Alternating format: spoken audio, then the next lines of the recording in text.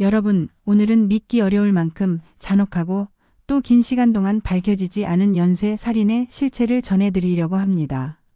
한 가정의 딸이자 친구였던 평범한 여학생의 죽음으로 시작된 이 이야기는 훗날 할리우드 리퍼라 불린 한 남자의 실체로 이어집니다. 그리고 수십 년을 기다린 가족의 절규가 결국 진실을 드러내기까지 그 긴 여정을 함께 따라가 보겠습니다. 끝까지 들어주시면 분명 놀라실 거예요. 오늘은 할리우드 리퍼 사건을 다뤄볼 건데요. 먼저 일리노이주 글렌뷰에서 이야기를 시작하려고 해요. 이곳은 시카고에서 약 24km 떨어진 조용한 교외 주택가로 5만 명이 채 안 되는 주민들이 살고 있는 가족 중심적이고 공동체 의식이 강한 지역입니다. 1993년 8월 14일 릭 피카치오의 아침은 여느 날과 다를 바 없이 평범하게 시작됐습니다. 그는 일어나서 커피를 한 잔 타 마시고 가족의 반려견을 산책시키기 위해 집을 나섰습니다. 허버 레인에 있는 가족의 집 차고를 지나 문을 열고 나가던 순간 릭은 평생을 두고도 잊지 못할 장면을 목격하게 됩니다. 집 옆문으로 향하는 계단에 심하게 훼손된 채 쓰러져 있는 18살 딸 트리샤를 발견한 것이었죠. 릭은 커피잔을 떨어뜨린 채 딸에게 달려가 무릎을 꿇고 살펴봤지만 이미 너무 늦었습니다. 트리샤는 숨이 끊어진 상태였고 그는 절망에 빠져 아들 덕을 불러 911에 신고하라고 소리쳤습니다.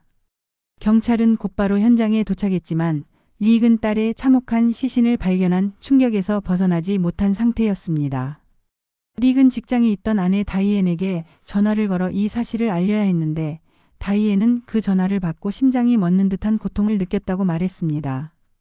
딸에게 무슨 일이 생겼다는 말에 다이앤은 곧장 집으로 달려왔지만 현장은 상상조차 할 수 없는 악몽 같았습니다. 현장에 있던 경찰관들은 다이앤이 차에서 내리자마자 비명을 지르며 딸에게 달려드는 모습을 기억했고 한 경찰은 다이앤이 딸을 보는 것을 막기 위해 붙잡았다고 전했습니다.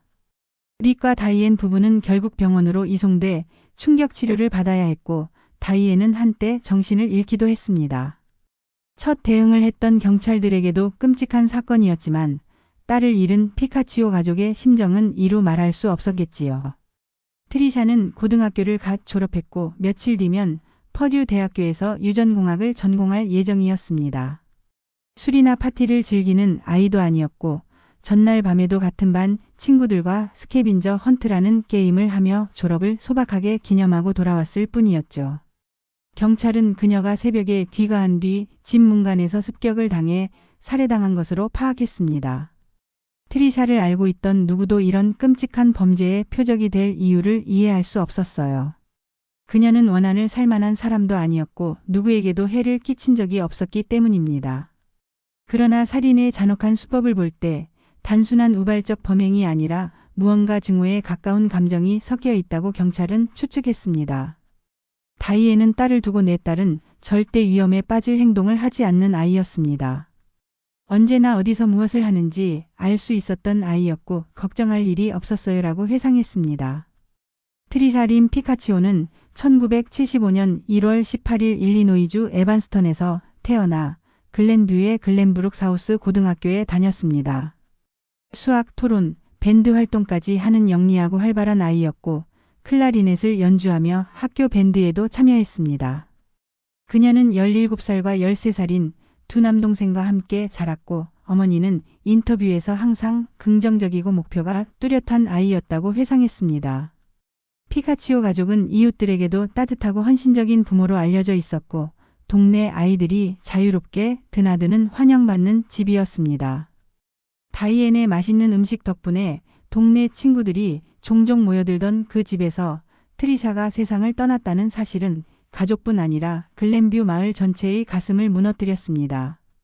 트리샤의 가장 친한 친구 중 한 명인 카렌 존스는 트리샤는 에너지가 넘치고 행복한 아이였어요 라고 말했습니다. 사건 당일인 8월 13일 밤에도 트리샤는 졸업을 함께한 친구들과 스캐빈저 헌트를 하고 게임이 끝난 뒤 TGI 프라이데이에서 식사를 하며 시간을 보냈습니다.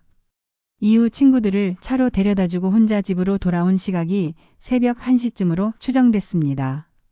바로 그때 집에 들어서던 순간 범인이 그녀를 급습했습니다. 범인은 트리샤의 팔을 비틀어 제압한 뒤 무자비하게 여러 차례 칼로 찔렀습니다. 부검 결과에 따르면 총 12차례나 칼에 찔렸고 그중 3번은 심장과 왼쪽 폐 그리고 복부를 치명적으로 관통했습니다. 트리샤의 손톱 밑에서는 범인의 것으로 추정되는 피부와 혈액이 발견되었지만 당시 DNA 기술이 발전되지 않아 누구의 것인지 확인할 수 없었습니다. 시신 근처에서는 트리샤의 열쇠고리와 남성의 발자국도 발견됐는데 그 발자국은 조사 결과 릭의 것으로 밝혀졌습니다. 사건 수사는 전방위적으로 이루어졌습니다. 경찰은 친구 가족, 동급생, 남자친구 이웃 등 트리샤를 알았던 모든 사람을 조사했습니다. 그날 밤 피카치오 가족의 맞은편 집에서 수영장 파티가 열렸다는 사실을 알게 된 경찰은 그곳 손님들까지 조사했지만 누구도 수상한 소리를 듣거나 본 적이 없었습니다. 트리샤의 친구들이나 동급생들 중 일부는 경찰의 질문조차 거부했는데 이 부분은 저도 이해가 잘 가지 않더라고요.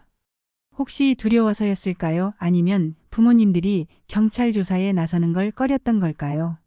만약 자신과 아무런 관련이 없다면 친구를 그렇게 끔찍하게 살해한 범인을 잡기 위해서라도 경찰의 질문에 답해주는 게 맞지 않나 싶었습니다.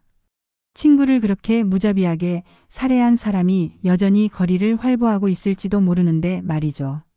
아무튼 경찰이 어렵게 얻은 진술들도 뚜렷한 용의자를 특정할 수 있는 내용은 전혀 없었습니다. 트리샤를 해칠 이유가 있는 사람도 수상한 사람도 아무도 없었어요. 성폭행의 흔적도 없었고 금품을 빼앗긴 흔적도 없었습니다.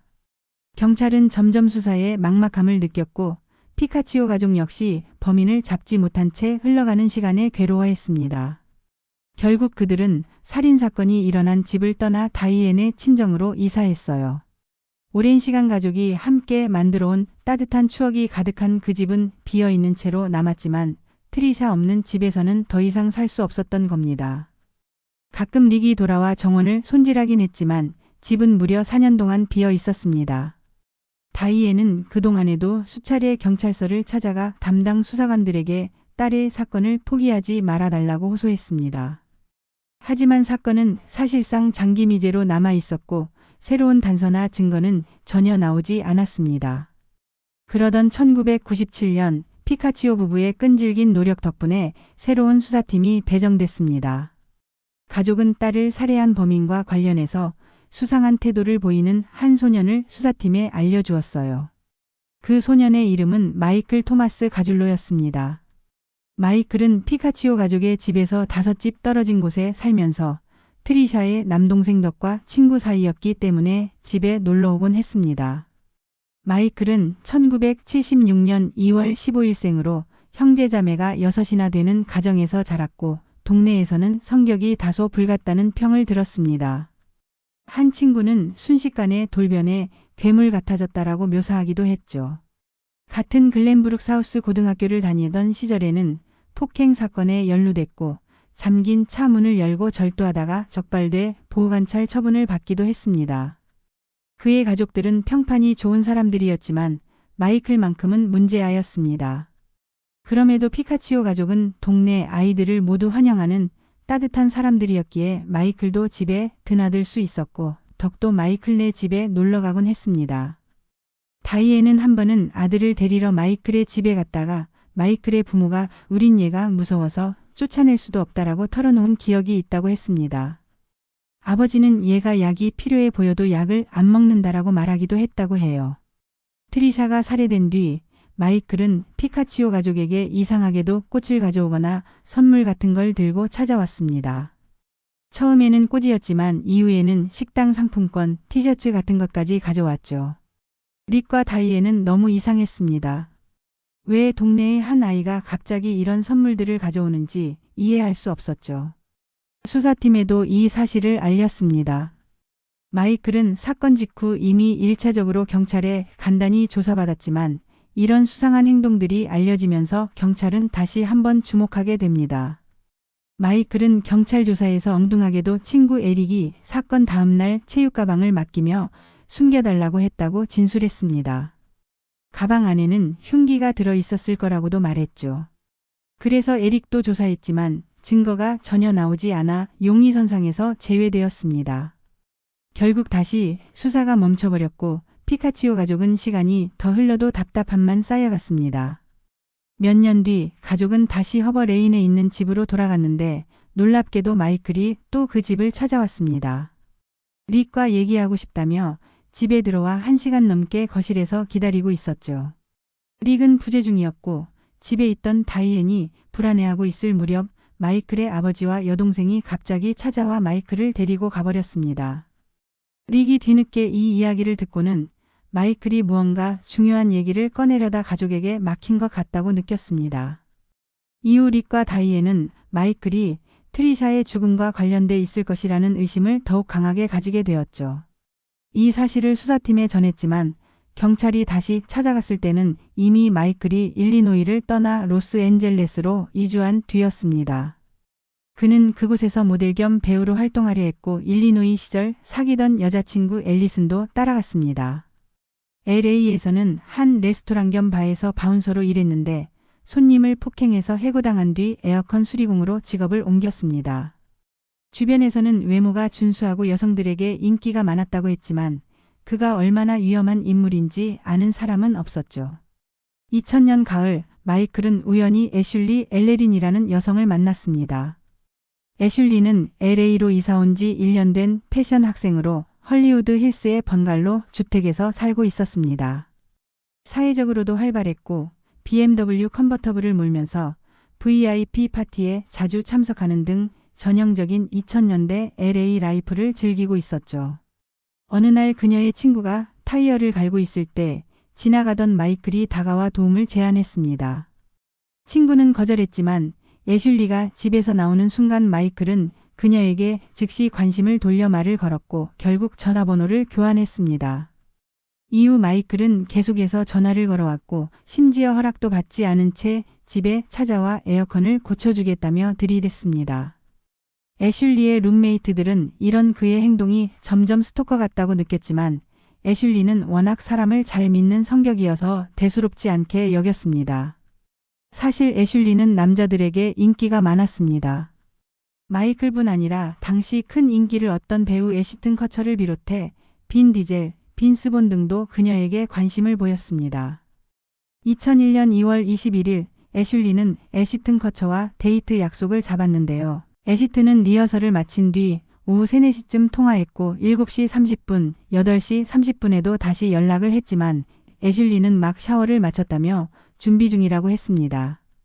그러나 애시튼은 친구들과 그래미 시상식을 보겠다며 데이트에 늦게 합류한다고 전했고 결국 밤 10시 45분이 되어서야 애슐리의 집에 도착했습니다.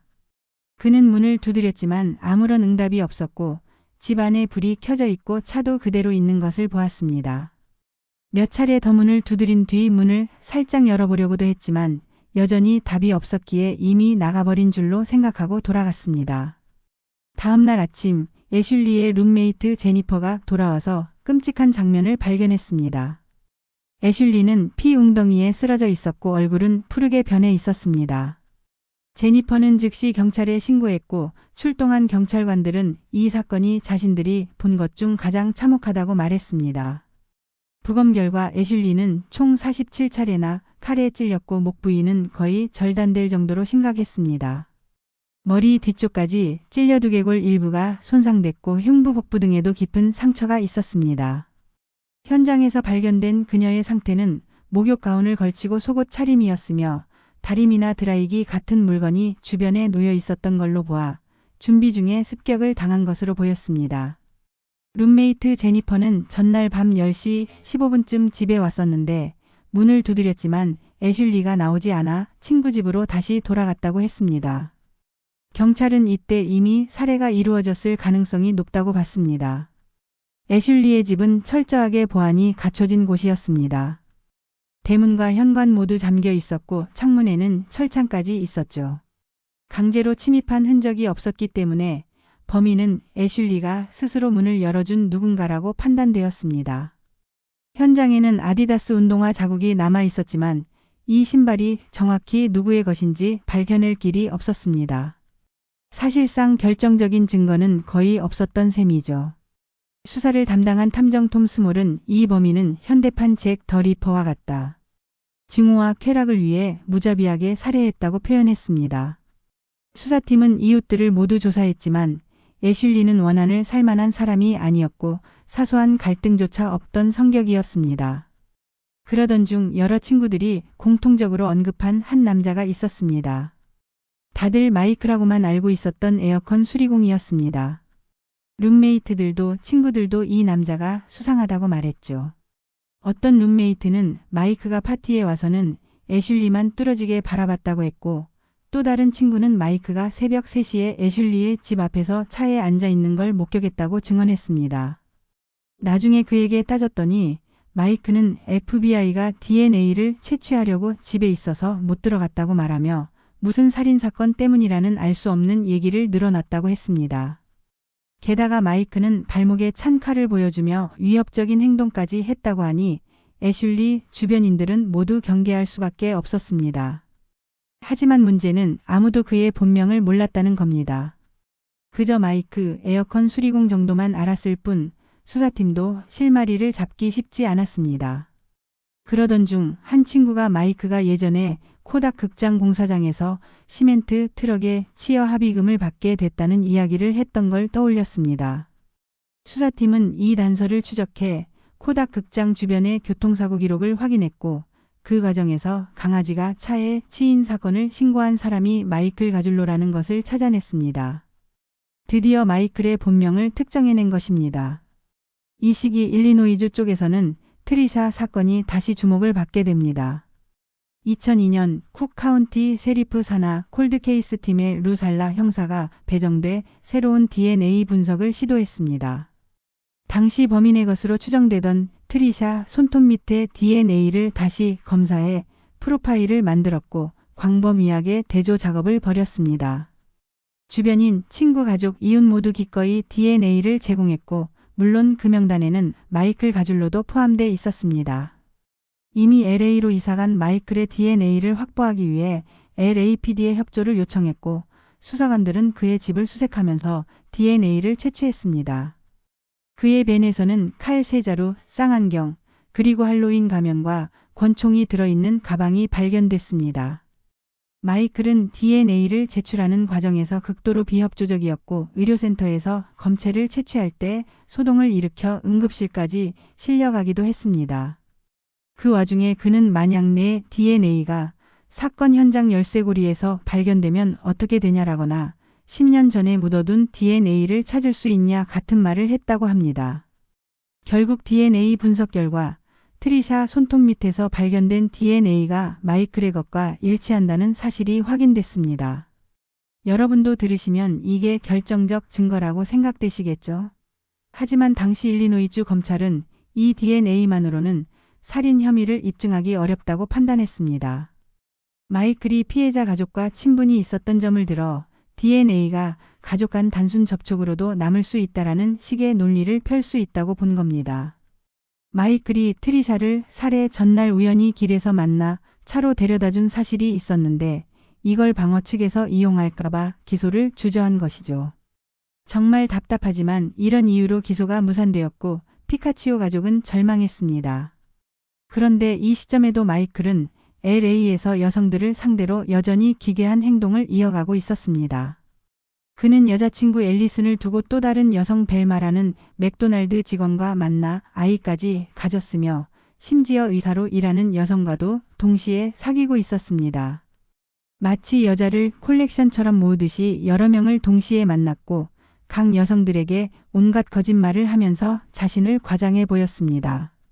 어떤 여자에게는 자신이 법의학을 공부했다며 범죄를 피할 수 있는 지식을 갖췄다고 떠벌였고, 또 다른 여자에게는 올림픽 권투 선수로 선발돼 LA에 왔다는 말도 했습니다. 2005년 가을 마이클은 또 다른 여성을 만나 함께 살았습니다. 그녀의 이름은 그레이스 쿼크였고 두 사람 사이에 아이도 생겼습니다. 그러나 역시 마이클의 폭력성 때문에 관계는 금방 깨졌습니다. 그는 그레이스를 위협하며 자신은 살인을 저질러도 절대 잡히지 않는다고 협박했습니다. 그레이스는 결국 추수감사절 연휴 직후 아이를 데리고 집을 떠났습니다. 이후 12월 1일 마리아 브루노라는 여성이 마이클의 아파트 단지로 이사 왔습니다.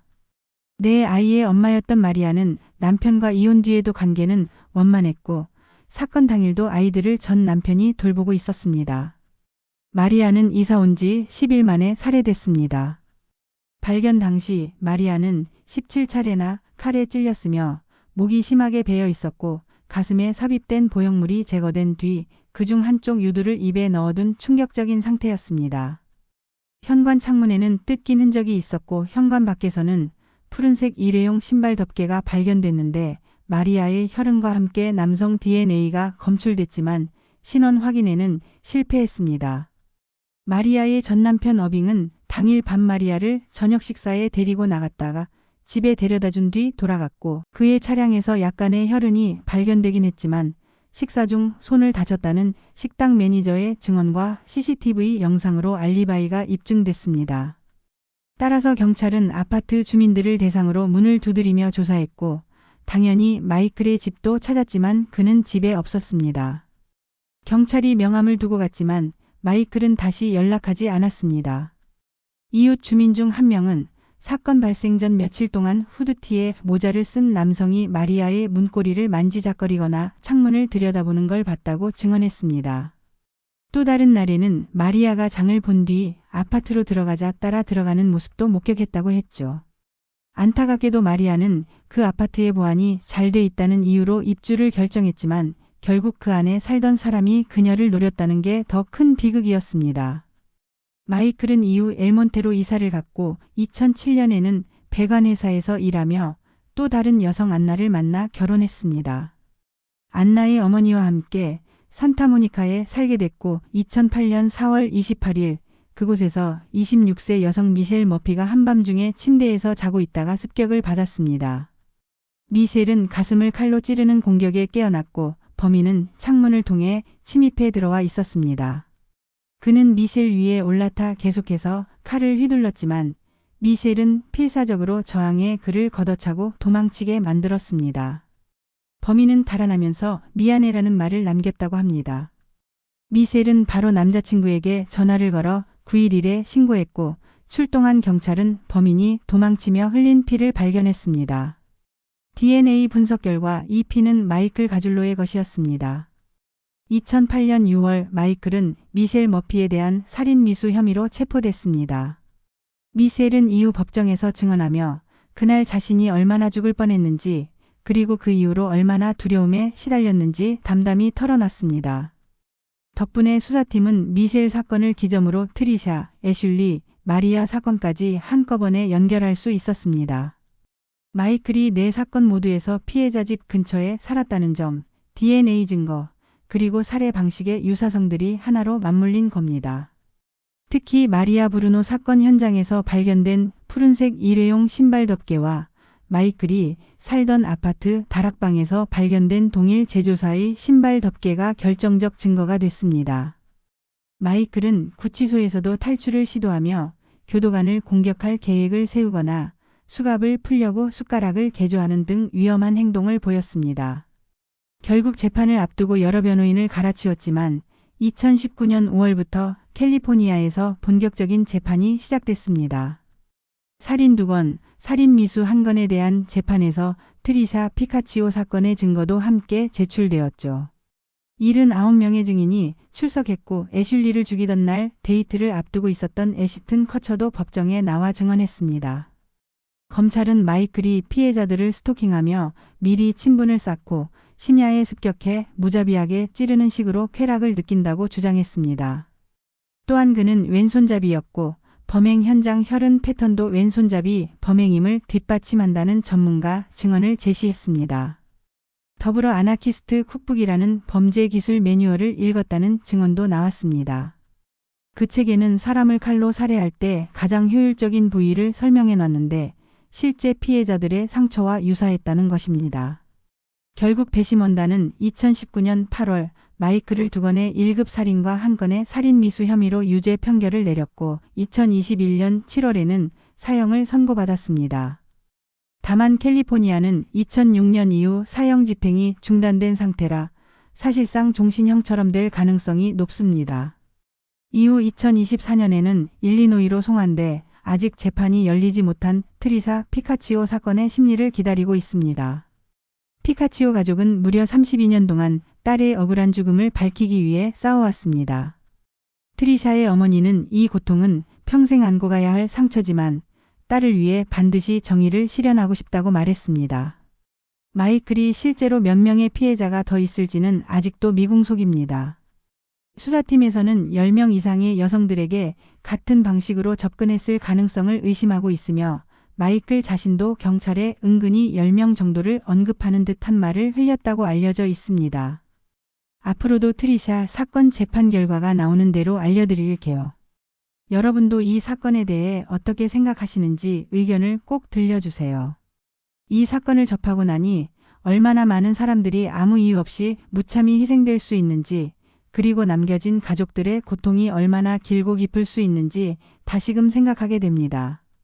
30년이 넘도록 딸의 진실을 밝혀내려 했던 부모님의 용기, 그리고 결국 맞서 싸워준 생존자의 힘이 없었다면 이 진실은 묻혀버렸을지도 모르죠.